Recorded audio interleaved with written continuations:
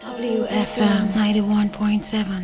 WFM 91.7, 29 minutes to 9. This is Women Radio, and I want to welcome everyone to this very important webinar where we are going to be having a conversation on the corruption of COVID-19 palliatives by Nigerian governors.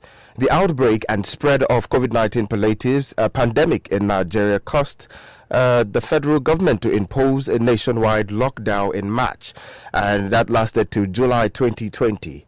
In a bid to cushion the effect of the lockdown on the citizens, the federal government and the corporate Nigeria under the Coalition Against COVID-19 (CAR-COVID) intervened by providing food items and relief materials to vulnerable Nigerians.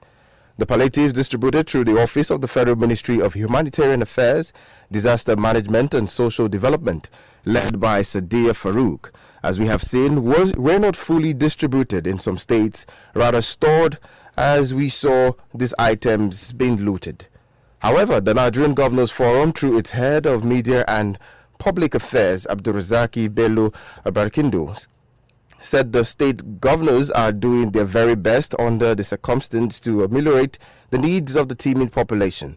He further said the palliatives were not hoarded but strategically reserved ahead of a second wave of COVID-19 pandemic.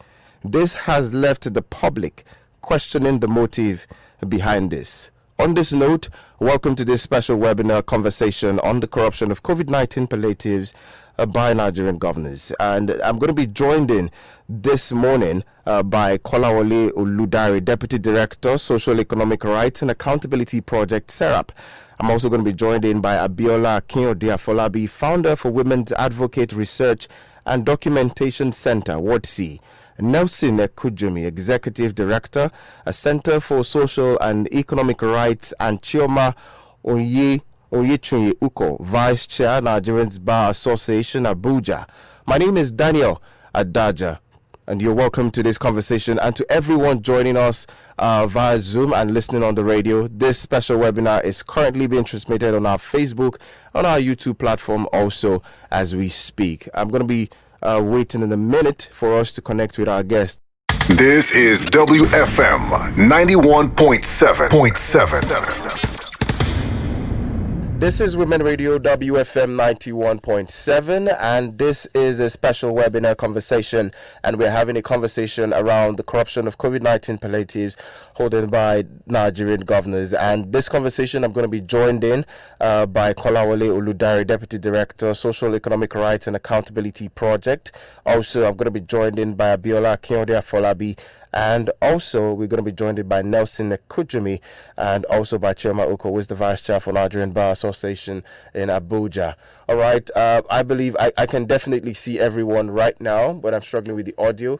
All right, Nelson, I believe that you can hear me. Good to have you here this morning, and thank you very much for your time. I'm going to start off with my very first question. How does this looting of the COVID-19 palliatives found in the warehouse across some states of the Federation portray Nigerians to the government and portray Nigerians to government of the world? How would the world see us at this point in time with all that has happened? Nelson, I'm going to be starting off with you. This is WFM 91.7.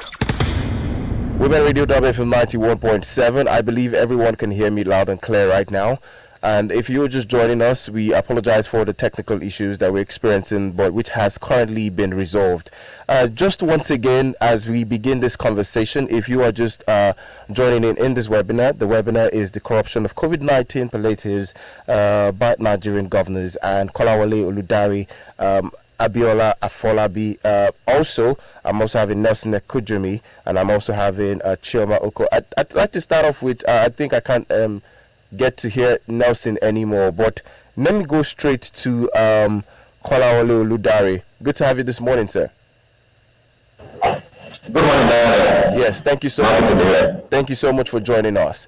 The COVID-19 pandemic has shown us a different side of the Nigerian government, but I'd like to get your perspective to how this particular events that have transpired in the last in the month of October with regards to the discovery of warehouses, and also we saw what happened to this warehouse. How does this portray Nigeria to the rest of the world?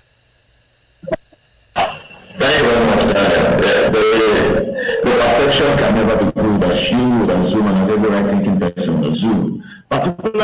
magnitude of poverty in India pre-COVID-19. And then when COVID-19 came, and we saw the various government restrictions, and now it affected the socio-economic rights of Nigerians.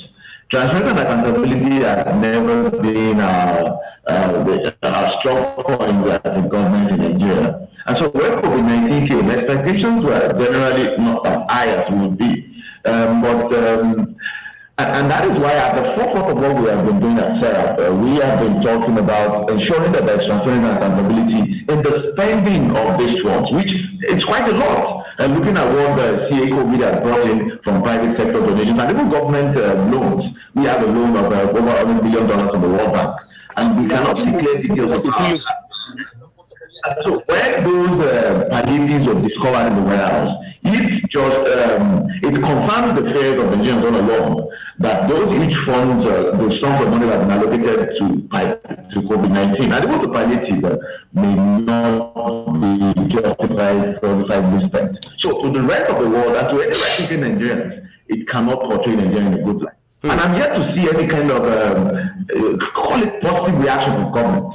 What we've seen, I feel this, which does not really satisfy both with the rationale for holding them in the first place, and providing for Nigerians who are just coming out of the restrictions and the recession we have in our economy.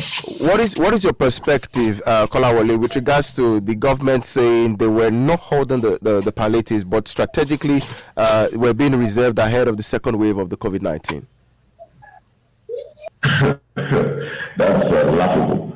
Really, we have not seen the second wave, but we've seen the first wave and we've seen the effect on the economy and the Nigerians. So naturally, what one would expect is that can we have a proper reaction to protect Nigerians, to cushion the effect of the pandemic on Nigerians from what we've seen? How can government be preparing for the second wave when government has not treated the effect of the first wave of Nigerians? That we cannot stand. And that is why it is not acceptable. Thank you very much. I'd like to go straight over to Abiola Akinode-Afolabi, who is the founder for Women's Advocate Research and Documentation Center. I'd like to ask you this morning, also the same question I asked Mr. Kolawole. As a documentation center, what were some very significant things you noticed with regards to the distribution of palliatives during the heat of the COVID-19? Well, maybe to start first with a question about how is Nigeria rated, across the world, given the scandal that we had around palliative. Okay. Well, for me, I think that for a country that a lot of investment has gone into in terms of fighting corruption, we appreciate the work that SERAP and other organizations, including Transparency International, has done to stem corruption, and other organizations like 6 Lakh. I know that Action Aid for a period of almost 4 years launched a big program on Upright Nigeria, fighting against corruption. Okay. Likewise, RAPA, Marketing Foundation, and all of that. Yeah. And if you look at all this and the intervention that some of these groups have made in terms of holding government accountable with respect to ensuring accountability in the country. And then you saw what happened during palliative. What we saw during the lockdown, what we saw apparently showed that some of the principles that were organizations, institutions are trying to instill in the country actually didn't work well for the country. So it's more or less like an embarrassment, especially when you look at the kind of support that has been given to Nigeria as a country, to ensure that we strengthen our anti-corruption institution. Yes. You would have expected that some processes would have been done. Okay. The procurement was not followed at any point. What we just see is that they kept commissioning centers in Lagos and other places. No information was given to people whatsoever. Okay. So the principles that you would expect, in any country, if you go to a website in Canada, you will see almost everything that they are doing in terms of addressing COVID-19, open, transparent. So the fact that when we got to a level where we are to be tested, on how effective our anti-corruption system is, we failed. Actually, it's a big embarrassment, for the country. All right, thank you so much for your words this morning. All right, I'm going to go straight over to the Vice Chair for Nigerian Bar Association, Abuja, a person of Chioma Uko. Let me get your perspective to this. Now, according to the Nigerian Governors Forum, some states did not participate in the flag off of distribution because the palliatives were not completely received from COVID. Some were still receiving from federal government, and some stored for strategic reserve for the projected second wave of the COVID-19. Now, should this be at the expense of leaving Nigerians who are hungry? And is there any justification for the keeping of the palliatives for the second wave? This is WFM 91.7. Now, if you make the argument that they were holding those items for a second wave or for whenever else, it is ridiculous. I mean, part of why those palliatives were the real reason why those palliatives were provided for was to help augment the lapses that were created by the inability of persons to fend for themselves in the period. The lockdowns occasioned, of course, restrictions to industry, restrictions to opportunities to trade and do business. Therefore, most of the people living below the average radar needed sustenance in some tangible form. Now, if you save what is intended to sustain people, how do they even survive to the point where there is a second wave or whatever else? It is for the immediate. It is an intervention in the immediate, pending when things can be relaxed and people can get back to fending for themselves. So it doesn't make sense. It is obviously a corruption-induced, whatever we may call it, that those people hoarded those items, and I doubt it is for any, foreseen or expected second wave or whatever. It is obviously intended as something with which they can trade with the people when the time comes for their selfish interests. It was not saved for the good of the people. It was saved for their own selfish interests and for their selfish reasons. This is still Women Radio, WFM 91.7, 10 minutes to 9. And if you're joining us in this conversation, you are listening to the conversation of the corruption of COVID-19 palliatives by Nigerian governors. I'd like to also mention here that we sent out invites to state representative and some state governors who are currently here right now. And we're going to give them the privilege to also make one or two statements in this webinar. But right now, I'd like to engage Nelson Ekujumi, who is also being part of this conversation. He's the Executive Director for Center for Social and Economic Rights in Lagos. Now, Nelson, let me come to you and say Nigeria is ranked 98 out of 107 hungry countries, according to the 2020 Global Hunger Index. Now, according to partners of also the West African Nigeria, 98% of female-owned businesses were badly affected during the COVID-19 lockdown.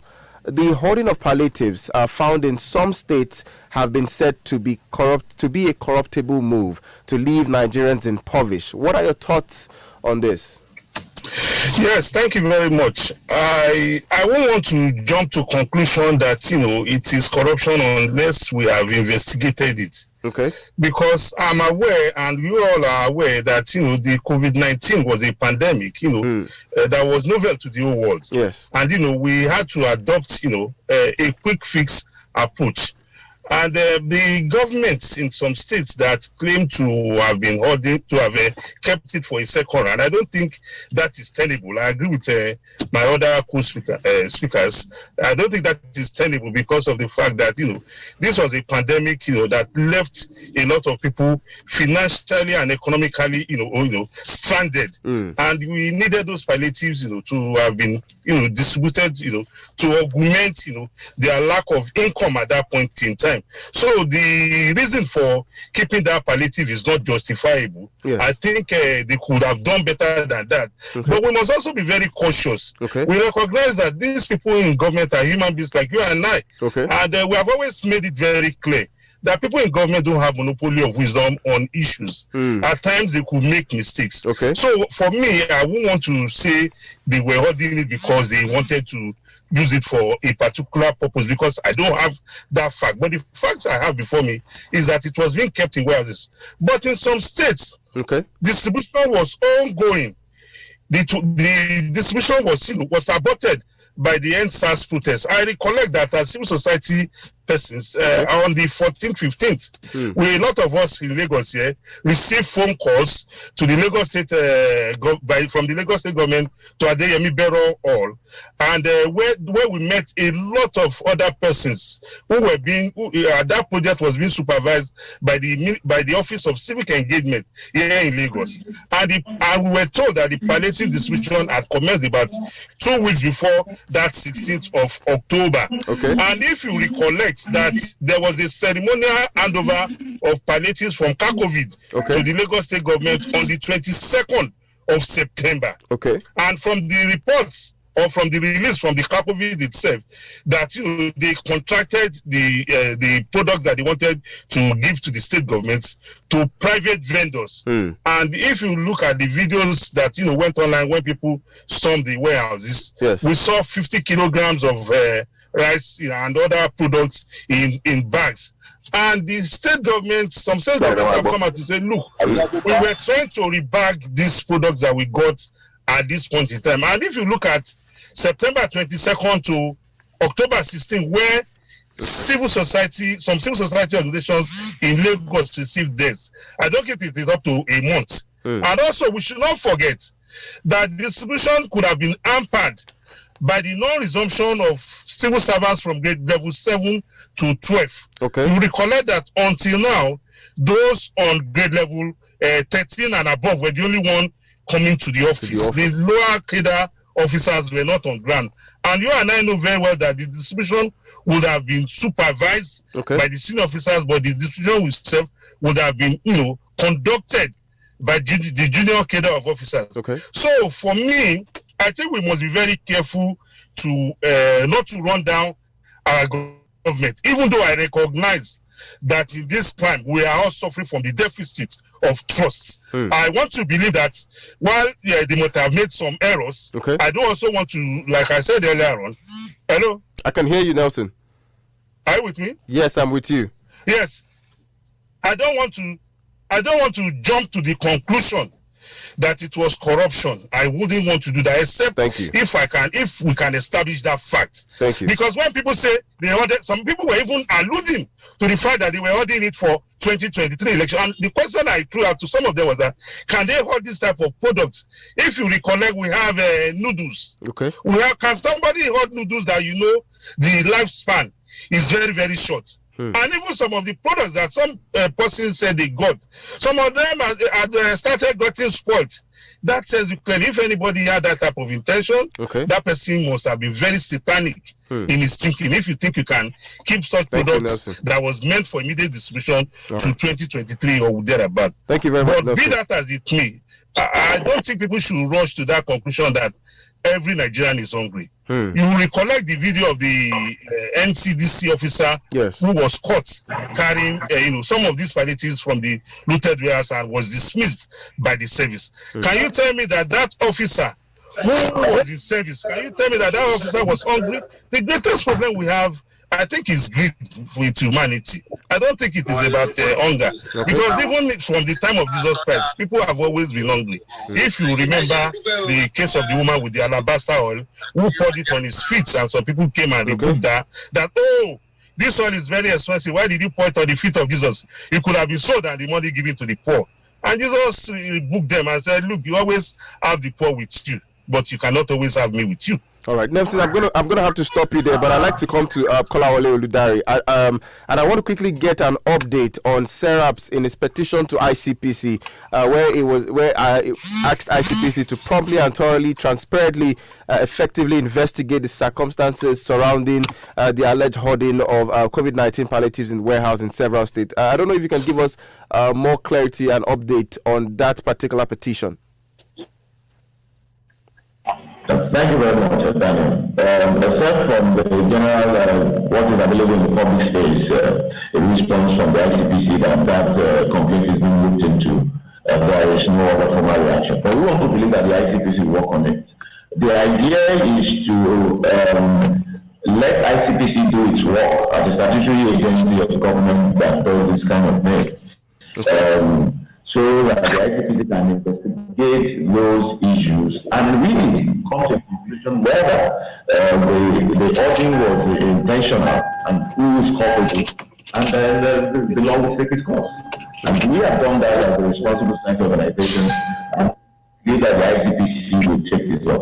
The petition has been delivered, we will see the ICPC, and we have a response. I'll be informed, but we're yet to hear from the Okay, thank you. I'm going to go straight over to Abiola Akinode Afolabi this morning to put out the question with regards to the actions which were taken by Nigerians, which we can say that can there be any justification for the looting of the COVID-19 palliatives? This can be classified as stealing, which is actually punishable offense in the law of the country, and also it has been said that looting could be due to hunger in the land. So what is the legal let me come from your perspective, because you work a lot with people as Women Advocate Research Institute. So can there be any justification for the looting of the palliatives?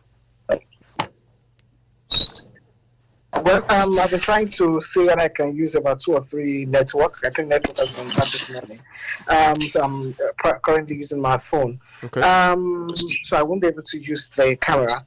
Yeah, the first issue about the fact that people went looting, in a situation whereby there's injustice everywhere. Okay. And I must tell you, I don't know where my colleague Nelson, got the impression that it's great. I disagree. Sorry.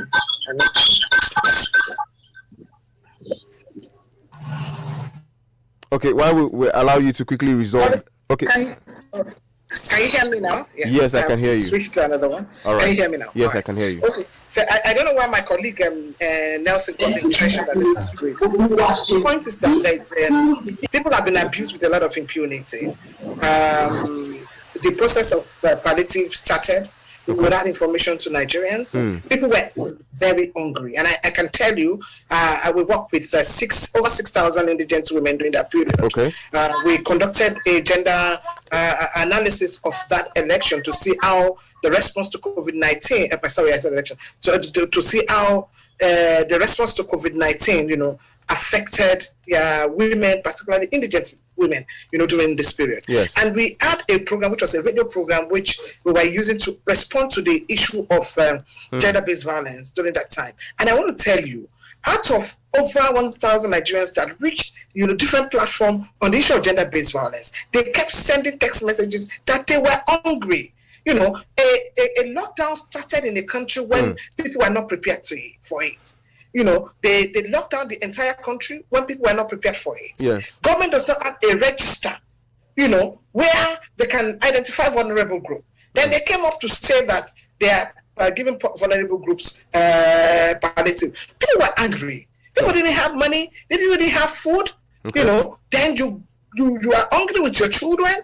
Then you realize that what belongs to the people, it's in a particular warehouse. And government is saying that they are still waiting for instruction or for second phase of COVID-19. Please, let's just be frank. So the point of usually, I think people just got their entitlement. People got their entitlement. The government should have found a way of arranging and making sure. Okay, well, we try to connect back with Abiola Akinode this morning. I'd like to quickly come to Chioma, who is the Vice Chair for Nigerian MB Abuja, Nigerian Bar Association Abuja, and I would like to ask your comments with regards to the legal implications with regards to the looting. I clearly stated here that the looting can be classified as stealing, which is actually a punishable offense. What are the legal implications for anyone found guilty of looting?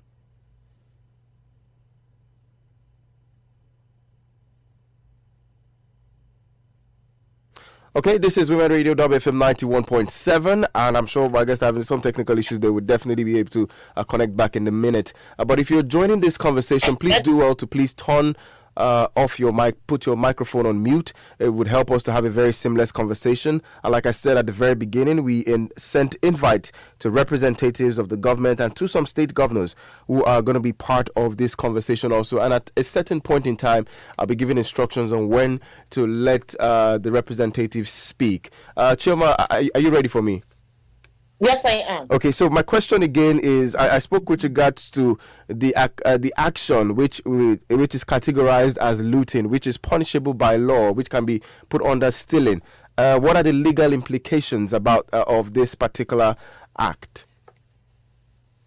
Okay, and I was saying earlier, so I didn't realize I didn't unmute myself, that yes, unfortunately, it is a crime. Well, not unfortunately, yes, it is a crime. Because essentially, it is the duty of the state to ensure law and order. Okay. And in that situation of chaos, oftentimes you find that it is not just those items that were supposedly intended for the people that were looted. They went as far as looting even properties belonging to private citizens and items not intended for the people, as it were. Therefore, persons found guilty of perpetrating those acts have committed a crime against the state and are liable to suffer the consequences of those. Except, of course, in situations where maybe they can prove that this were they were desperate to save themselves. People were hungry. People were really hungry. We have evidence of all of those around us, even within our small circles. I'm sure that a lot of us had direct contact with persons who needed our support somehow to be able to survive through that period. So there was obvious hunger in the land. It's possible people went there to, grab something to eat, grab something to feed their children with. I'm not justifying it. I'm not justifying the act of collecting things that were not, one is not authorized to collect. I'm not justifying it at all. But we're looking at compelling circumstances that can make people reduce people to the point where they become almost less than human. Hunger can be one of such things that can make a person become irrational.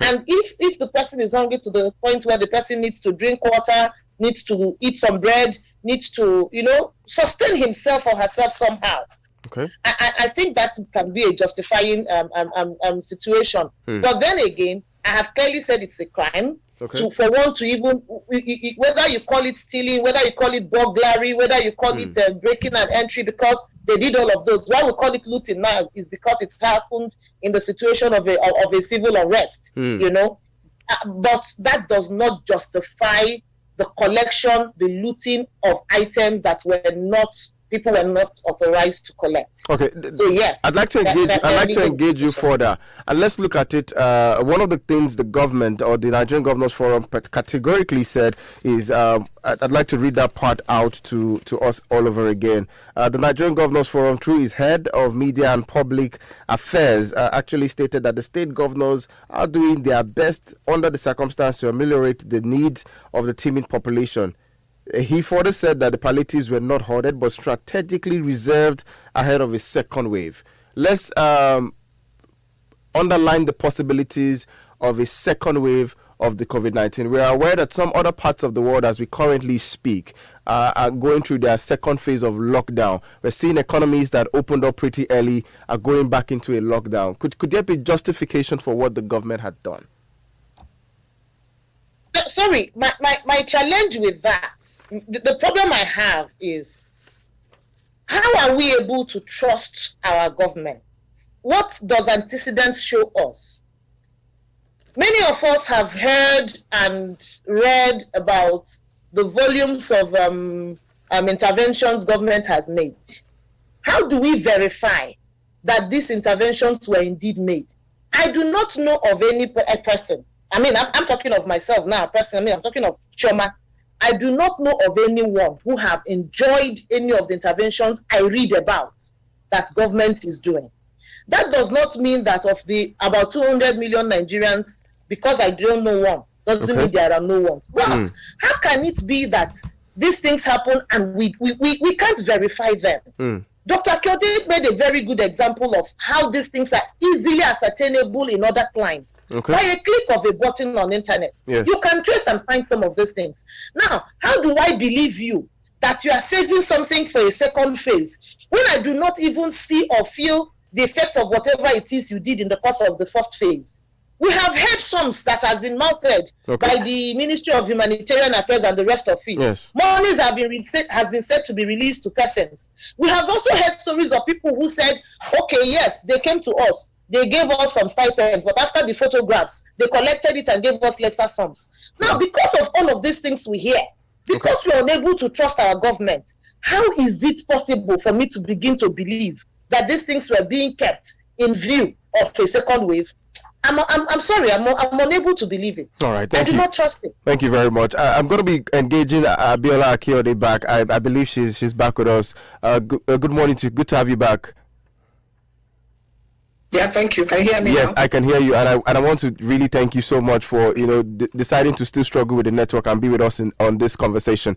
All right, while I was talking with Chioma just now, I was trying to look at it from a case study of the conversations around the press statement by the Nigerian Governors Forum, which they categorically said they were strategically being reserved ahead of the second wave of the COVID-19. Could there be some iota of truth? Can we give the government the benefit of a doubt with regards to there are possibilities that there is a second wave? We've seen other countries who are also largely populated, Nigeria being the country with the highest population in Africa, with approximately about 200 million people. The possibilities of a second wave is possible. Yeah, yes, there's a possibility of a second wave, and of course we can we hear it everywhere. But you see, how can we be planning for a second wave when we have not even resolved the effect of a first wave? The Nigerians are hungry. Nigerians have not been able to get their lives back. People in the informal sector have not been able to pick their bits and pieces back. Then you're talking about a second wave. There's serious hunger in the land. People do 001, 1010. They've not been able to, survive, their lives. Then you're talking about a second wave. I feel that it's very inhuman, not to have solved the basic need of people, in the first instance before you were thinking of how to solve, and as you know, the first wave was very uncoordinated. It was something that was very sectional. There's a lot of prejudice about it. It was very political. We had about 6,000 women, indigent women that we spoke with. Where did we get about 2% of them who got any of this palliative? Okay. So what are we talking about? So how can us believe, that they are planning for any second wave? And we also saw all what is happening around. For this kind of politicians saying that they want to use this for their birthday and all of that. So the point is that the government has not been transparent right from the onset. Okay. So people cannot believe that they are planning, for a second wave. Okay. If from the beginning they have been very open, they defined what they meant by vulnerable group, who they are targeting.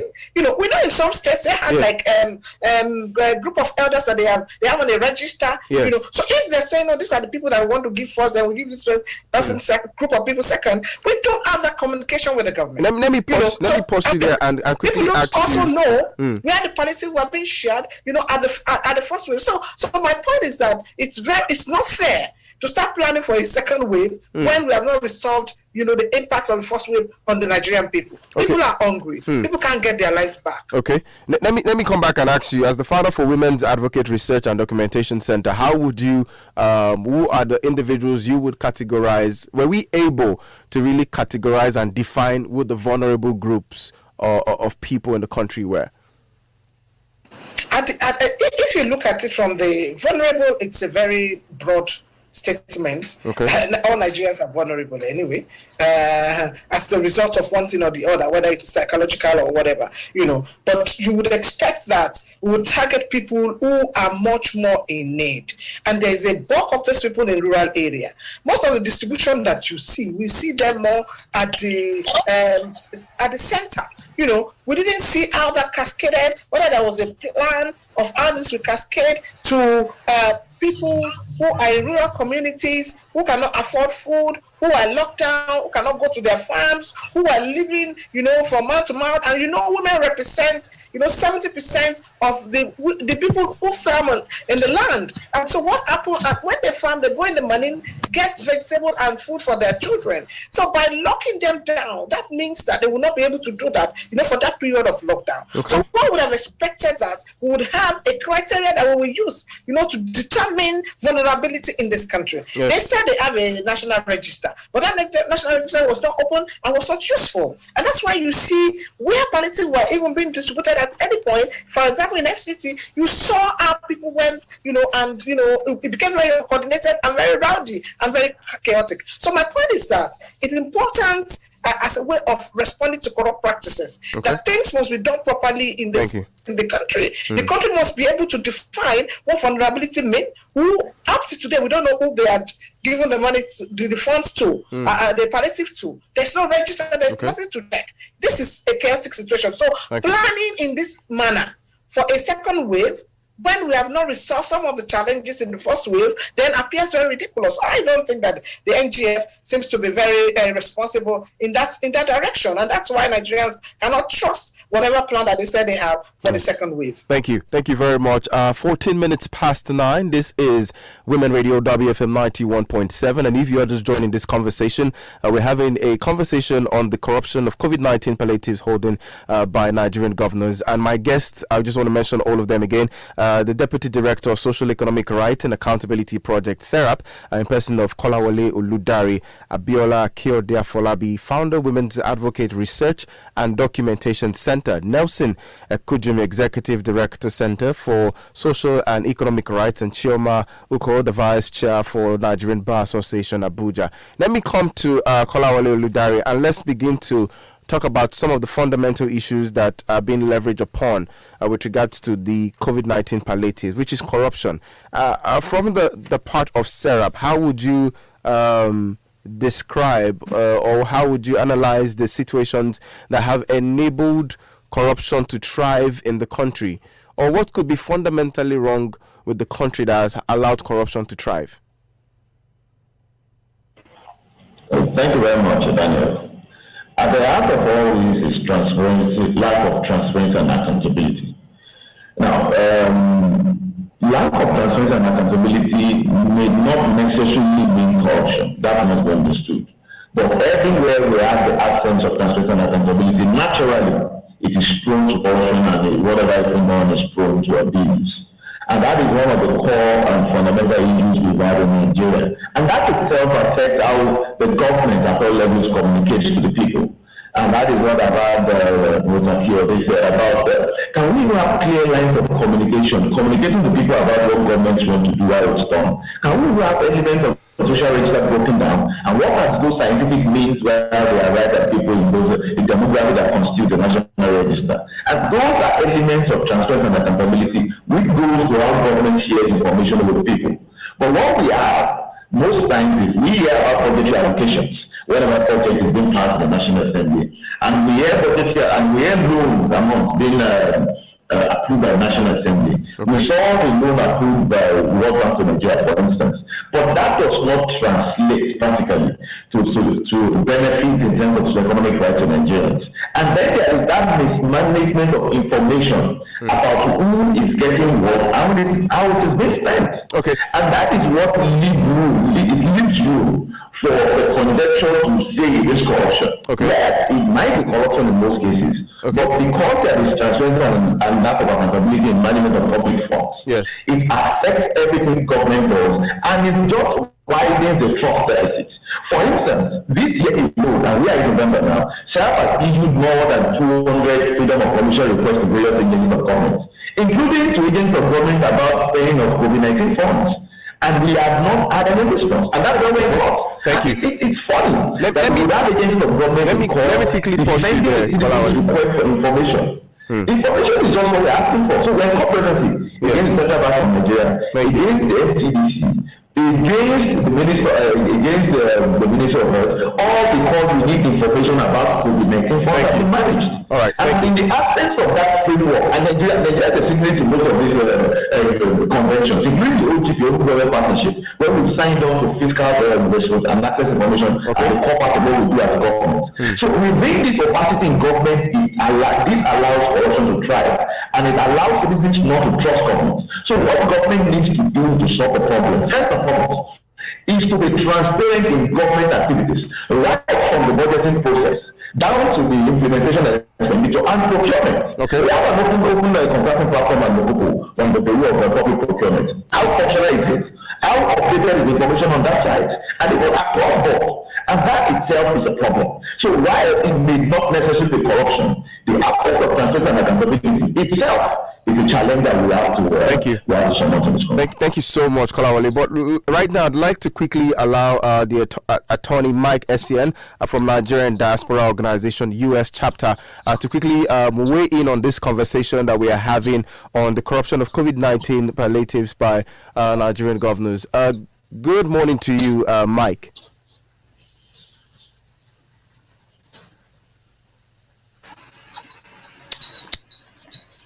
Good morning, Mike. I think he just signed off because he said after 2:00 a.m. over here in US.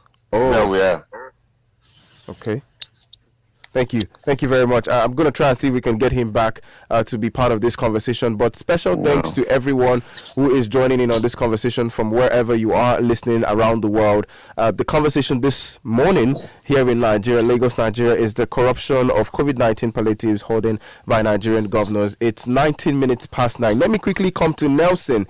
Nelson, I'm also very much aware that in this conversation we have the presence of the Honorable Commissioner for Communication, that's Mrs. Harriet Afolabi of Kwara State, with us this morning. So I'm going to let you speak in a bit, but let me just quickly engage Nelson Ekujumi quickly. Nelson, yes, I believe you've been following through on what we have been talking about.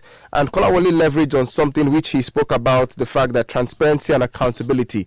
But let me ask you, because you are the Executive Director for Center and Economic Rights, how do we begin to channel our energy into ensuring that there is clear line of communication between the people and the government?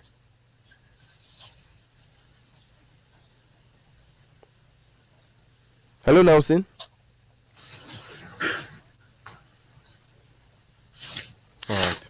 All right, we'll just quickly go on with the conversation here so far.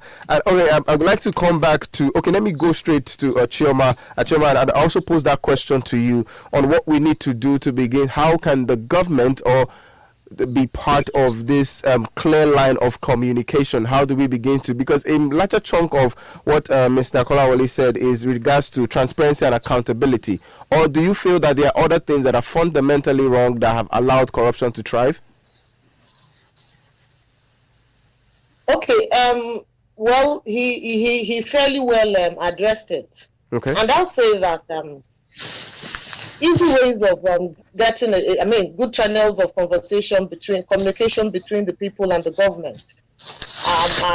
We're already exploring some of them. While I do not like that the recent protests degenerated to the point where they did, the fact that the people were even able to mobilize themselves and come together to register their position on issues was a good way of letting the government feel our pulse. Because if we leave it to just our representatives, our parliamentarians, the truth is, oftentimes for competing interests, and also because of maybe sometimes political reasons, they are unable to truly advance our interests as we feel that. So the fact that we are now able to also utilize social media and platforms such as this to register our positions on issues, government is beginning to feel the people. They cannot shut their ears to the things we say and to the way we feel. Then we have our CSOs, our NGOs that are also mobilizing themselves and making serious advocacies on issues that affect their thematic areas. So I think all of these are good, and if we sustain them and continue like this, it will be difficult for government to say they do not know what the people want per time. And even where they have, where there are maybe some kind of conflicts, then we need to continue. Or what I don't see that is happening very well. There needs to be better engagement with our parliamentarians. Okay. How many town hall meetings happen? How do these people relate with us? How are we able to even canvass our issues to them? We need to see more of those begin to happen, because they cannot be speaking for the people without knowing the mind of the people. And these are not things you can discern by just glancing at people's faces. Conversations have to happen. Roundtables need to be held per time. We need to continue to address issues. I mean, take them as they arise and as they are imperative per time. So I think that an aggregation of all of this will be a good medium to continue to engage government and let them in on how we feel on issues. Thank you very much. I just want to be sure that I have Nelson back with us this morning. Okay. All right, I think I have Mike Essien back with me. Good morning to you, Mike. All right, while I hold on for Mike to join us in this conversation, I'd like to quickly have the Vice Chair of the U.S. Vice Chair, that's the person of Dr. Ojo for Nigerians in Diaspora. Good morning, Dr. Ojo. Yeah, good morning, everybody. Can you hear me? Yes, we can hear you now. Thank you so much for joining us. Yeah, it is after 2 o'clock over here in U.S. And I must Attorney Essien has gone to sleep. He's signed off. Oh, okay. And the chairman, chairman of the NIDO USA has signed off also. Okay. Thank you for sticking by. Go ahead. Yes, I'd like to get your comment with regards to how we can begin to engage the government from an angle where you are right now. I'm aware that there have been various petitions that have been filed by NIDO USA with regards to the ongoing situations that we have with around the COVID-19, around the palliatives. But how do we begin to make very deliberate attempt in ensuring that we hold government in the country accountable? Well, thank you so much for that. About a week or so ago, I and some other people in Houston area went and we met some of the Congress people in Houston, and we are making an appointment to go to the UN to discuss about the youth protest, and also with these palliatives, we are investigating and trying to see what can be done as far as the states and the people in charge of hoarding these palliatives in those warehouses about crime against humanity, because there is no excuse for it. That I don't care what anybody says, sitting down and trying to give them any excuse, to me it doesn't make any sense. So if you don't take care of people during the first wave, how are you going to tell them you want to take care of them during the second wave? Only people that are alive will be able to be alive for the second wave. Okay. So it's just not a super excuse, and they've been doing this for the longest anyway. We all know what the politicians do, so why are we giving them excuses? Something has to be done drastically, because see, the world is a small village right now, or I can't say a big village. So anything anybody does, everybody can see it. So crime against humanity, that's the only way out, and going to the UN, and that's what we're going to do.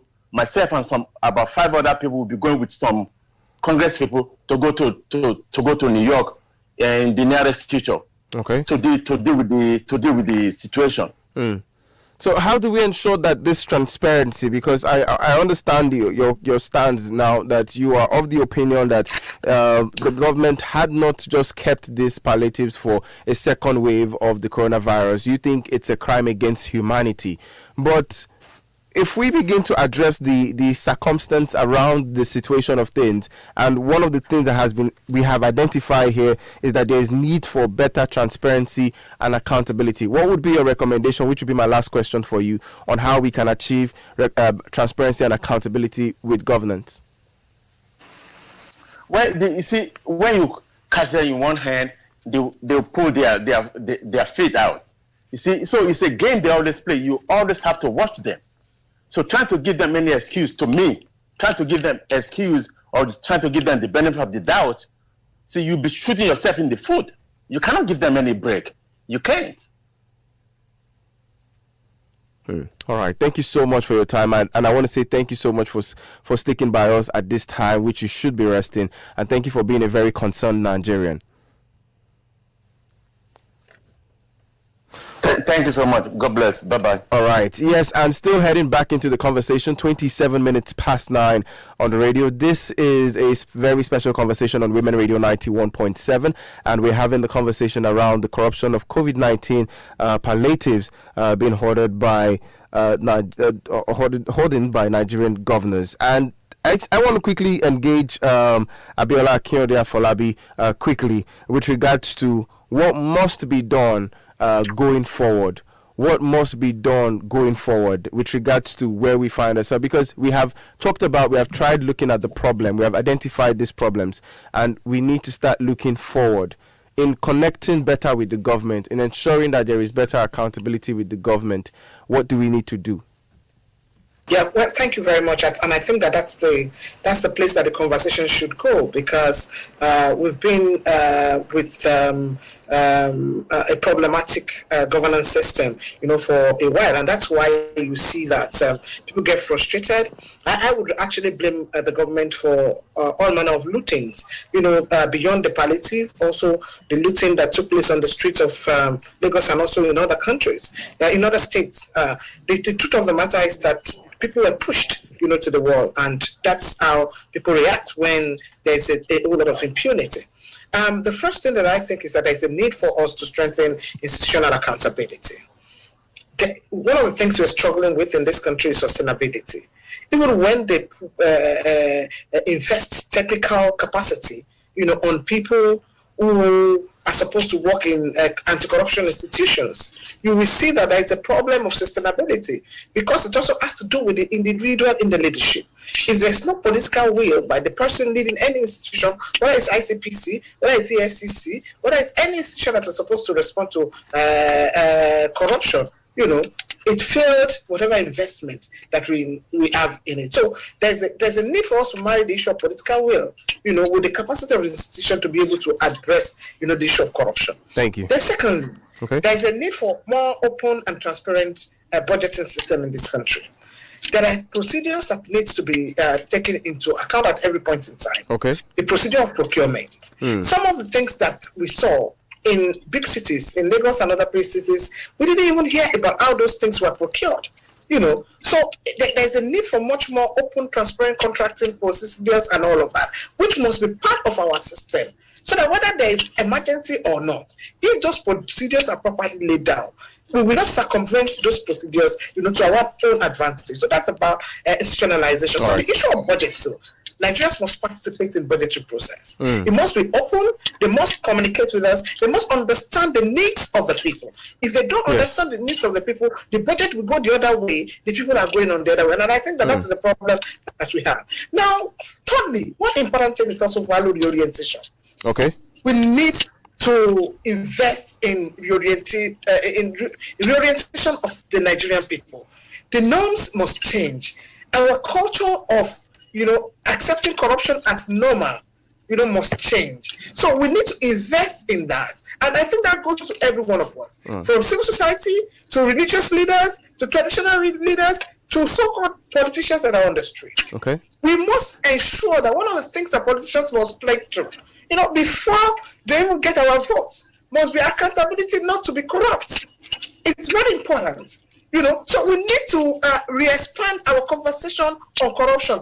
Corruption is killing us as a country. And I am saying that most of the deaths that we see during this NSAS thing, they are deaths which are coming as a result of our failure, to deal with corrupt practices, whether at the police level or at the system level. It's systemic, it's epidemic, it's an epidemic. And we must as a country, I'm gonna have to pause you there, Abiola, right now, because I'm very much aware that Honorable Commissioner for Communications of Kwara State is with us this morning. Good morning to you.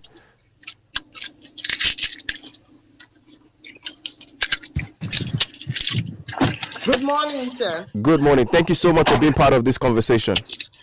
Thank you very much. Yes, I believe you have been following through on this conversation because I'm aware that you have been with us for a while now, following through on the conversation. What would you like to say with regards to this conversation that we are having, and what are your specific, what would give us like 2 specific way forward for us to begin to come to a resolution? Okay. Thank you very much. What has happened in the country is quite unfortunate. I would say it was something nobody actually planned for, but it has happened, and the best way is just to look for a way out. Now, talking from the government perspective, okay, I will also want us to have it at the back of our minds, which I'm sure that we all know, that government is actually charged with the responsibility of allocating available resources. Okay. Available resources. Now, let's go down the memory lane of what happened in about a week or 2 ago, which had to do majorly with COVID. These things were donated to states. It wasn't that the states were the one that purchased them. And for a state like Kwara, we had started the distribution. In fact, at the time they came, we only had 1 local government left, which they were loading. And I will say what happened in Kwara is quite unfortunate, in that it happened because it happened in some other states and nothing was done. And they felt, okay, so if it happens here, then we can then go away with it. Now, if you say it is hunger, it is hunger. Hunger and anger. You looted the government warehouses. You left with items that were meant for the indigenes or citizens of those particular states. What do you say about the private organizations that were looted? It is what happened is it's something that we cannot even explain, and it is really sad. Now, on the way forward, in a state like Kwara, right from this the beginning of this administration, in terms of budgeting, we've been involving our people in the process. We carry them along. We have town hall meetings. So, in a state like Kwara, how do you explain that this happened? I think I will agree with Mrs. Abiola Akiode on the issue of we have to invest so much in reorientation. It is very important. It is very important. So what was done with the town hall meetings? Reorientation is something that has to be done. We have to get our values right. Okay. We have to go back to the drawing table. We are not known for this. So the issue of reorientation is very key. Another thing is that we have to also involve our people the more. Okay. We have to involve our people the more. A state like Kwara, we are doing a lot in terms of involving youths. Because part of the challenge we have. So what went wrong? What went wrong, Honorable Commissioner for Communications? What went wrong? Let's use Kwara State as a case study right now. If you are saying that there were town hall meetings being held, if you're saying that you have been communicating with the youths of the state, so what went wrong? If there had been steady communication between the government and the youths of Kwara State or the people of Kwara State, is there a possibility that what happened could have been avoided? Okay, let me tell you, like I told you earlier in my earlier conversation, I said to you, what happened in Kwara was a case of, because it happened in other states and people were able to go away with it, then they felt it could happen in Kwara. It wasn't as a result of the fact that people weren't involved in budget processes. It wasn't as a result of people weren't the COVID items that were given to the state weren't distributed. We're still in the process of distributing it. In Kwara State, we have 16 local governments. We are giving to 15 local governments already. It was the 16th local government that was loading. Then in terms of the other relief items that we got from the federal government, we had started the process and people had started, 4 local governments of the 8 local governments have gotten theirs. So it is, you can't tell me that it was because those things were hoarded or because we didn't have a relationship with the people. It was a clear case of, because it has happened in state A and nothing had happened, then we could also do it because everywhere was already fenced. That was the case of Kwara, I tell you. All right, thank you so much for speaking with us this morning, and I'd like to take a few comments, but let me just have your final words to this conversation that we are having, and to the progress of Nigeria. What would be your words? Okay, my word is that as a government, we have to really invest in reorientation, like Mrs. Akiode has said. Then again, we only have limited resources. We have to be transparent as well. In Kwara State, like I said, we involve people in our budget processing and what have you. We have to be more transparent as a government.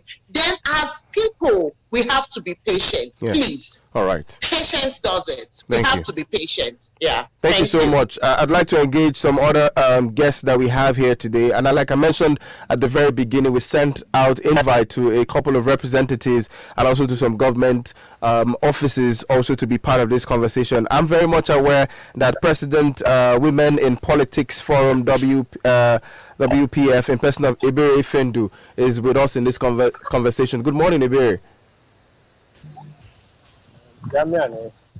We already know everything. Good morning, Ebere. All right, while I'm also trying to get Ebere Fendu to be part of this conversation, I also would like to allow the comments of Stella Okafor.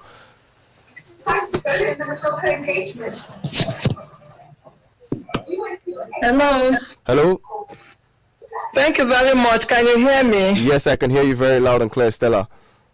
Yes. All right, please, I want to just, I don't want to say much on this, but the way people feel and I feel about this, it is terrible. Okay. Because Nigeria has so much drifted from being carers of other people. There's something like social welfare going on here in our country. Okay. When we consider the part our government plays. Other countries, many countries took care of their people. I can't say enough of what happened in the United States, how they gave each person $1,200 and also went around putting numbers, giving people palliative, and people were taken care of in spite of it was greater than what we had. But then, I want to say that let us remember that women are nearer or are the nearest in the family. Okay. Let's come down to the family. We take care of the family. Okay. Can the government begin to involve women in the leadership of the affairs of things that happen in the country? If one person cannot remember something to do, another one will do. The affirmative action women have been crying on has never been visited enough in this country. Okay. How many women do we have in the National Assembly? How many women do we have in agencies and organizations that can speak for themselves, for the family? Remember that women are the ones that take care of the children and the husbands.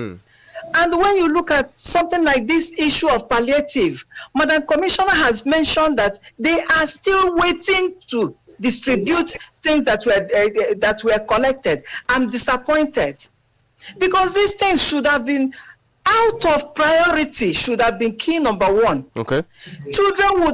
Families should have been visited immediately, given food to eat. Please, these things should not be in any warehouse or hoarded at all. People were dying of hunger. People were crying of hunger. Okay. They were not visited. You left them there in the warehouse, in the waste store, waiting for when to distribute when they have died and resurrected. Right. Please, there are things that we should not even mention in this country. I'm an advocate of women empowerment. This is why it's paining me with this conversation we are talking about. Thank you so much, Can we Stella. now begin to get women into our leadership organizations, agencies, ministries, and even the National Assembly. Thank you very much, so Stella. that they can Appreciate your comments. Families. Yes, I get your point. Thank you so much for making your comments. I also would like to see, is Ebere Fendu back with us? Okay, while we try to see if we can connect back with Ebere Fendu, Regina Chris Obodu. I hope I got that correctly. Okay, I'm back. Okay, Ebere, go ahead. I'll come back. Okay. Thank you. Good morning to you, Ebere. Good morning to you, Ebere. I've been following the conversation. This is very good. I agree with Dr. AA when she said we need to rotate our people. Okay. But the truth is that people, the poverty level is so high. People were actually depending on those palliatives. And it's not really an excuse for us to say that we were putting those palliatives, for the second phase. It doesn't make sense. I mean, it's only when you survive today that you'll be able to live, tomorrow. So it's a situation where people die off waiting for the second phase. And who knows whether the second phase will come or not. So it's very sad. Okay. We are a rich country if we're able to maximize our resources. Okay. So why hold things waiting for a second phase when we can actually budget for it? So I am very sad about what happened. Somebody called me, a journalist called to ask me, do you see those people as criminals? I said, well, when somebody is hungry, you can't even, say that the person is a criminal. Okay. Even though, like the Kwara woman said, yes, I agree with her that they shouldn't have actually touched things belonging to private citizens. It's not right. And that's where I see criminality in the whole thing. But for me, yes, we failed our people by holding palliatives. Thank you. Thank you very much, Ebere, for weighing in on this conversation and being part of it. All right, Regina Chris, I'd like to have you now. Okay, thank you so much. I'm going to talk about some of the things the speakers made. I want to explain. I'm expressing my shock when we conclude the Nigerians are not hungry. Okay. And I'm wondering what parameters that our speaker said that on, based on.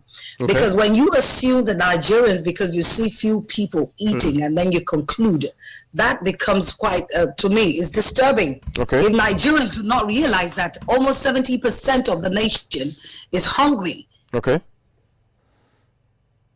And we are not ready to say that straight on. This is embarrassing. But let me explain to you, because I'm talking all throughout the COVID, I've been following what's happening in my state, Plateau State. Okay. Now, Plateau State has its peculiarities. Plateau State is one of the states that has gone through a lot. That intervention, in fact, emergency is what is short of us being asked for in Plateau State. The insecurity, the fact that 70% of Plateau State population that had been agrarian had been in trouble years before the COVID-19. And so there's a peculiarity in Plateau State that should have been given prominence even when this issue of COVID came in. And so for a governor having that kind of a problem, a mountain load problem, having to be given a palliative or interventions and did not take action on it immediately. Based on what we know, we have almost 30,000 displaced people from issues of herdsmen killing and all those issues. The IDP camps had always had that problem. So for the state government to have said they would dance to the tune, as it were, that we're hearing, that seems to be the same chorus for every governor, saying that they left it for the second wave. For such a governor, I think there was no care and concern about the fact that these problems are peculiar. So why is it that all the governors seem to have similar issues when we know that every state has its peculiarity? And so that's where I insist that we cannot change the word corruption. It's corruption, because why should they all have peculiarities? The Honorable Commissioner actually explained she has her peculiarities in Kwara State. So they dealt with the issue based on the peculiarities in Kwara State. But why should every other state have the same issue, have the same reaction to the issue of the COVID? Now, let me give you some statistics so that you'll understand what happened in Plateau State. As of July in Plateau State, there was already almost 70 tons. 70 tons that had been received just for palliatives. July 2020. If as at that time they were still making plans, going through whatever they want to say, the official bottlenecks they want to go through, I don't think that it should have waited till October. It shouldn't have been, because we know that almost also there were individuals that actually donated or freely gave the cash gift of 15 million to the state government. 100 million the naira was gotten by the federal state government from over 1,600 persons that were fined at 10,000 naira each for defaulting on some of the issues that had to do with curfew and the COVID-19 instructions. So if you put that alone for Plateau State, that was 150 million naira that they had, that they could do something about it. Let's assume that maybe it was an agreement by the Governors Forum that such donations were given some time to be shared. So what happened to those donations that were given by individuals? Okay. And the state government actually told people, they actually said it, that they had distributed some of those palliative or interventions that were given. As at the time, government was talking about, this is the one I'm telling you that was at JIB warehouse, that Just International Breweries warehouse. But how come that same warehouse was actually looted in the last 2 weeks? Haven't told people that this thing happened. So you can see that there is already insincerity, there is the distrust. And that's why some of the speakers actually, and I love the fact that they said that. How do you want to convince me we didn't take you there, we didn't elect you there to commit errors? And so why do you want me to begin to think that you're there to make errors and you want me to excuse you? Regina, I'm going to give you 30 more seconds. I'm going to give you 30 more seconds. I think we have to think back. I mean, why do I see that generally in Nigeria we are copy and paste. We love to copy and paste. The fact that, yes, the world said that there's going to be a second wave, does that now mean that we should sit down expecting that, or deal with the issues that we have in ground or on ground? Thank you so much. Lots of things to ask. Thank you. Lots of things to ask. Thank you so much, Regina. And I appreciate your comments this morning. And also to everyone who is engaging us on the comment section, please, you can keep up this conversation here. You can also go on our Twitter page right now at WFM917. Let's us keep this conversation moving. We're getting closer to the end of this conversation, but I still want to take two more comments before I go back to my speakers, to my keynote speakers this morning who are part of this conversation. And if you are just joining us, because I'm aware some people are just joining this conversation right now, this is Women Radio WFM 91.7. We're having a conversation on the corruption of COVID-19 palliatives by Nigerian governors, and I would mention my speakers all over again, but I'd like to quickly engage Mutiu Olawale to be part of this conversation. Mutiu, are you there? Hello, Mutiu. Hello, I'm here. Yes, thank you for joining us. I want to give you just a minute and 30 seconds to quickly make your comment. So what I would like to contribute to the conversation is the cultural aspect of Nigerians, generally the moral decadence in Nigerians. What we grew up with was people with upright moral philosophy, but I think the Western ideologies has overshadow every thinking of Nigerians. Ordinarily, it is true that those palliatives were meant to be shared by governments, whatever, to the people. But everybody that is well brought up, that has the right moral training at home, would not for once ever think of going to whatever palliative to go and pick anything from there. So I think what we should do as Nigerians is go back to the dashboard. Okay. How did those forefathers, how did our fathers, our mothers, how did they do training of children then, that nobody would take something that does not belong to her? Because you can hardly see children now, even from school, with big pencils, with big Bibles that does not belong to us. And all these things accumulate to what we are seeing on the and like I usually say, we cannot have good leaders until we have good followers. It is when we have the right followers, those people that would have this consciousness is there. Okay. So that is when we have. Thank you. Thank you very much, Mutu. Thank you so much for your comments. All right, Aisha Abubakar, you're one I'm going to take next, and after that, Lucky also. Aisha Abubakar, are you there with us? Aisha Abubakar. Yes, I'm here. Okay. All right, quickly make your comments in 1 minute. Yeah, my comment is the state government should be held accountable. They need to account for what was given to them, how they shared it, and their evidences. Because some people were saying they shared it, but we don't have evidence. For example, for my state now, they said they shared it. What state are you in? What state? 1 out of 10 people that said, okay, I benefited from this. They hit the palliatives, and then when people started looting other states, they moved the palliatives from one warehouse to Aisha, another. What state are you talking about? Hello, can you hear me? Yes, I can hear. You just mentioned your state. You didn't mention the state in particular. Niger State. I'm from Niger State. Niger State. All right. Please go on. I've heard of anybody. Maybe some states you would hear they shared 2 indomies, one module of rice. But my state, I haven't heard of anybody that said, okay, they've shared any palliatives during the lockdown. And then when they started looting this other states around, they moved the palliative from one warehouse to another. And then they put security around just so people cannot loot, or they shouldn't just touch it, because maybe, I don't know, they don't want to be exposed just like the other states. So they need to, we need to hold them accountable. Okay, what did you do with the palliatives that was given to you? Who did you share these palliatives to? Where is your evidence? All right. Thank you very much, Aisha. I think we've gotten enough of your comment this morning. Thank you for making that point there. But I would quickly like to go back to Nelson Ekujumi. Good to have you back, Nelson.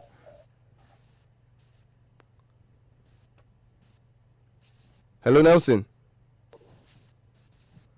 All right, while we try to get back to Nelson, let me see if I can quickly connect with Abiola Akeode Afolabi quickly. Hello, Abiola.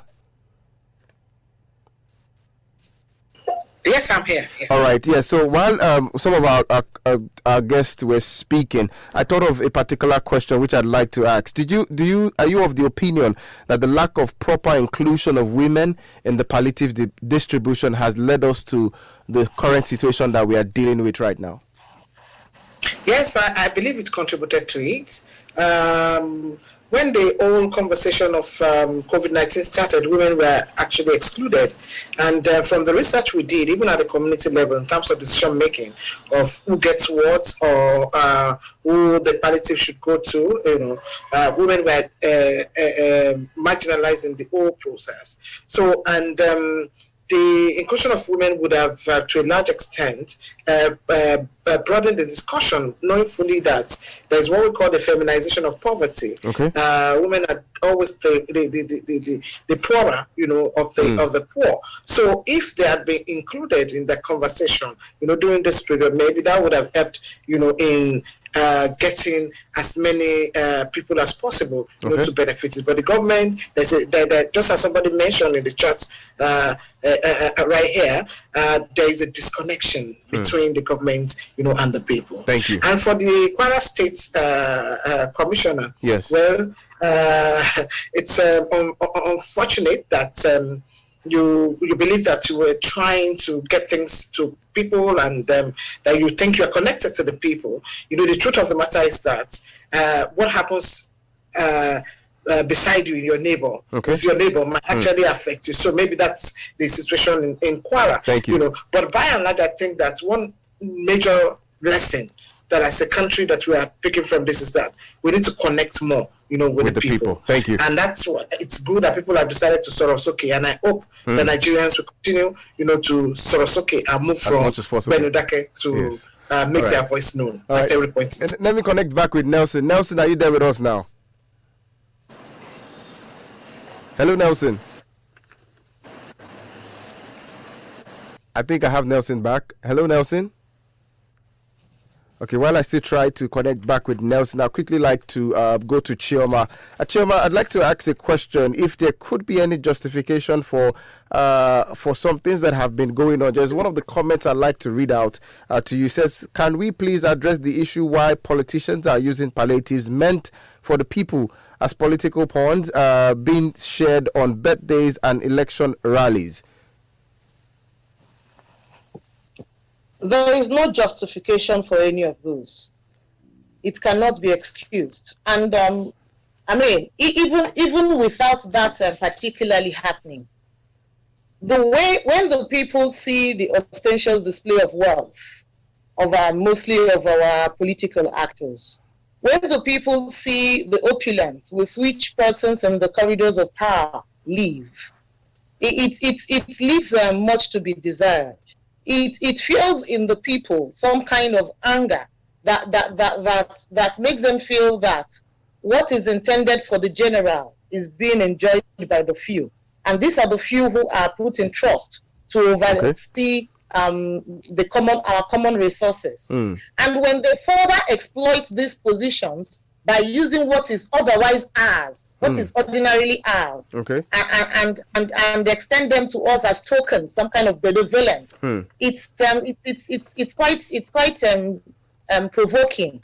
And we know that simply it is intended to further subjugate the people. Because when you have, if you look at the power structure, the power balancing structure, you see that when people are hungry, when people are vulnerable, whether by some kind of debilitating situation, by something that puts them at a disadvantage, they're usually more vulnerable to being exploited. And when our leaders now use what is ordinarily ours and hand them to us as some tokenist gesture, it's a way of calling undeserved support from the people when they need these people to make decisions. And it means that these decisions cannot be made from an informed position. It cannot be made from a dispassionate position.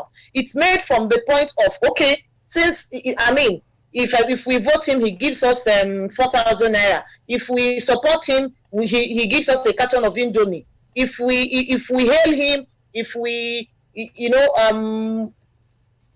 skew behind him, we get one little something. So it is intended to subjugate. And that is inhuman. That is degrading. That is abusive. It is an abuse of power. It is an abuse of position. Thank you. And I think it is important that when we talk about reorientation, can we please begin this reorientation from our persons in leadership positions? Because honestly, I do not think that Nigerians have lost their values necessarily. I think that Nigerians are increasingly provoked, excuse me, on a daily, when we see these things. How do you even justify that you can't feed your children, and somebody who you knew was I mean, really had nothing, just because he or she has assumed some position, begins to live in very opulent comfort.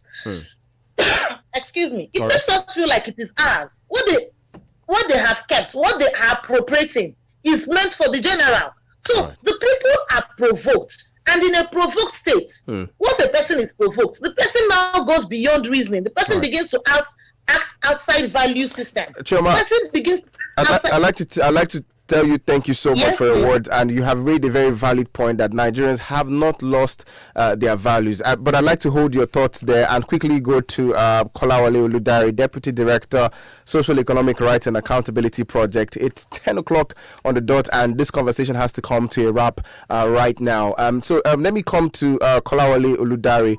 Let me quickly have your final words. Still on accountability and transparency. Government must do better. Government should do better. In being transparent in everything government does. What that helps, as a reference to what the commissioner from Kwara State has said, is that even if the resources are not enough, the people are aware that we have a certain amount of resources, and they know what has been used, what it has been used for, and what is left. And that just helps. And that is why transparency and accountability is the vein of good governance. Whether resources are meager or sufficient, we want the people know who is getting what and how. I think that is just it. And that's why government should do more in respect of that. All right, just quickly, I'd like you to quickly respond to this. That is the actions of the Nigerian governors corrupt? Hello? Did you get that? I said I'd like you to quickly respond to this. Was the action of the Nigerian governors for strategically reserving the palliatives ahead of the second wave of COVID-19 corrupt? That is some of the basics of our tradition to the ICPC. And you recall that the ICPC has the statutory powers by reason of the ICPC Act to investigate these things. And that's why the ICPC should investigate. What we have so far, we've seen it in the warehouse. There have been excuses of why they were there because they are not ordered. So when the ICPC investigates, whoever is covered, whether it's at the highest level of being a governor or any public official, that will be made known, and then we can face the full of the law. All right, thank you. Thank you so much, Kolawole Oludare, for joining us. But just please do well to still be here with us in a minute. All right, let me quickly come to Abiola Akinode Afolabi, founder, Women's Advocate Research and Documentation Center, as I take your final words this morning. And I'd also like you to weigh in on the actions of the Nigerian governors who stored palliatives. Would you regard the action as corrupt?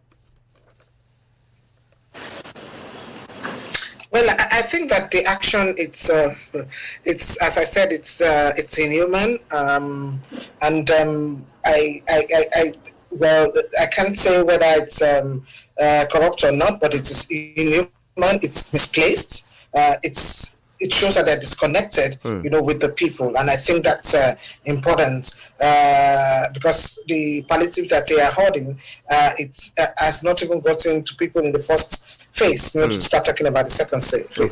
So I think it's irresponsible. But on the other issue about, I think Sherman was raising when I said that there's a need for value reorientation. I think I need to say that and say that again. There are different types of corruption. There is petty corruption and there's grand corruption. Okay. There are petty corruption also killing the system. The need to do value reorientation is from the point of the fact that people must be able to demand accountability. People must not see corruption as normal. So whether as citizens, or as institutions. So my point about value reorientation is a two-level thing. It's on the supply side and also on the demand side. People must be able to speak out to address corruption. Thank you. And if we do that, the country will be better for it. Thank you so much. Stand up against corruption, and we say upright Nigeria, and that's my pledge. Nigeria is our country. Okay. Upright Nigeria will continue to stand against corruption. All right. I appreciate your comments this morning, Abiola Akinode Afolabi. But just to stay with us, please. Can I have Nelson Ekujumi back? I want to believe that you're here with us now. Hello, Nelson. Hello, Nelson. I'm aware. I'm being informed that your mic is actually mute, so please kindly unmute your mic. Okay, so I think I'm not sure Nelson is with us here. All right, I'd like to quickly go to Chioma, who has been very fantastic with us this morning. She is the vice chair for the Nigerian Bar Association, Abuja. I'd like to have your final words and also get your comment or your opinion on the actions of the Nigerian governors for, like they have said, strategically reserving the palliatives for the second wave of the COVID-19. Do you regard the actions as corrupt? And also your final words. Well, I suppose the jury is still out on whether it is corruption or not. But personally, my opinion now is I find it's marks of corruption. It smells of it. I don't know if it is this exactly, but it smells of corruption to me. I do not understand why there was need at all to hold what was intended to alleviate an emergency situation. I mean, people were in a situation of hunger at the moment. So saving for tomorrow for me is ridiculous. So I perceive it that those things were being hoarded for situations or times that will be more favorable to them. That's my suspicion. And I in view of that, It's just unfortunate that the people were pushed to the wall. They were in a situation where they couldn't help themselves, and self-survival is a natural and basic human instinct. So in that wise, anybody would likely do anything that helps the person to cling to life, to cling to sustenance somehow. I'm not holding brief for lawlessness. I'm not holding brief for wicked acts of impunity. I do not excuse at all that things degenerated to the point where they started looting even items and goods belonging to private citizens. But the truth is, the people were really provoked. Thank you so much. We need to come to the point where government can begin to understand that they are elected to the place of responsibility and discharge those expectations responsibly. Thank you so much for your comments this morning, Chioma. All right, I believe Nelson is here with us. Good to have you back, Nelson Ekujumi.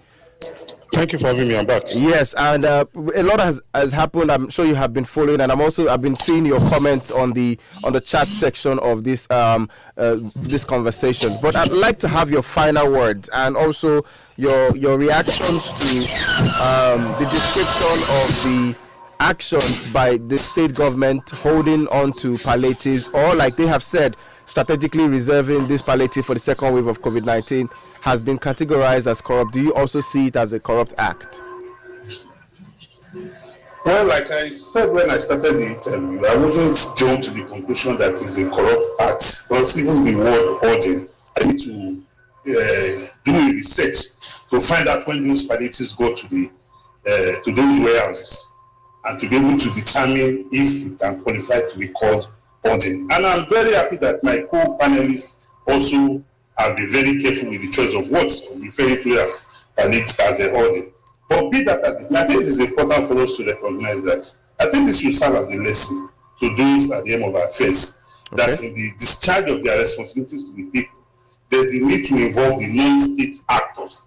That will go a long way to engender public confidence in the activities. That will go a long way to ensure the transparency that we have always championed and clamored for. Going forward, I think there's a need for government at every point in time to involve the people and not to assume that she can think for the people at all times. It's going to result in conflict. And I recognize and I still insist that one of the greatest impediments to the distribution of palliatives in our society today is that we lack data.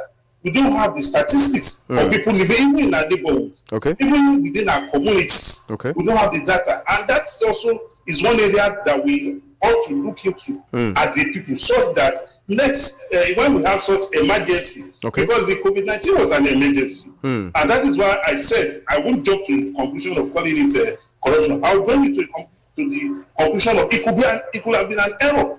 And like some of the callers said, you don't save when people are dying now. There's the need. It is only a living man that can survive the second phase. There was, public outcry over the distribution of palliatives that they did in the first round, and people were still not comfortable because we recognize quite a number of people were out of job. People, you can imagine, people who were teachers in private schools. They didn't have any means of income. So such persons and other categories of persons, were financially hamstrung by the COVID-19. So we need to learn to give ourselves the benefit of doubt in activities. This mob mentality of, anybody in government is a criminal, anybody in government is a thief, I don't think it will help us as a people. We should not run down our institutions. We should rather build it. Thank you so much, Nelson. And I want to say a big thank you to everyone who has been part of this conversation. We have to bring this conversation to a wrap quickly, but I'd like to say a few things. That corruption is the only factor impeding the development of Nigeria. It is a huge menace that the President Muhammadu Buhari administration has focused on abating. In achieving this, the willingness of every leader and collaboration of citizens is very important. Every government, from federal to state level to local, must imbibe the culture of accountability and transparency, as this is the only way to make Nigeria great. I also still want to state it here because I know we have a lot of important individuals here with us today, that today actually marks 6 years, 206 days since the adoption of our Chibok girls, since our Chibok girls have been captured, and 2 years, 262 days since the adoption of Leah Sharibu, the Dapchi girl. And Women Radio 91.7 continues to call for the safe release of all our girls still in captivity. To my guest this morning, Kolawole Oludare, a Deputy Director for Social Economic Rights and Accountability Project, SERAP, Abiola Akinode Afolabi, founder, Women's Advocate Research and Documentation Center, Ward C, Nelson Ekujome, Executive Director, Center for Social and Economic Rights, and Chioma Onye Nuche Uko, Vice Chair, Nigerian Bar Association, Abuja. I want to say thank you so much for being here. To the production team of Bukola Balogun, Taiwa Adele, Esther Alarebe, Michael Paul Ake, and to everyone who has been behind the scene ensuring that this production was successful, I want to say thank you to us all. Please, let's take the message to our communities, to our families, and like one of the guests said today, we need to go back to family values. And I think all of our guests had resonated with the fact that there is a part of family value that still needs to be, we need to still deal with effectively. And on this note, I want to say thank you very much. This is Women Radio 91.7. And we would ensure that we continue to demand accountability and transparency from those we have elected into power. And thank you very much for being part of this conversation. Let us all have an amazing and a corona-free weekend. WFM 91.7.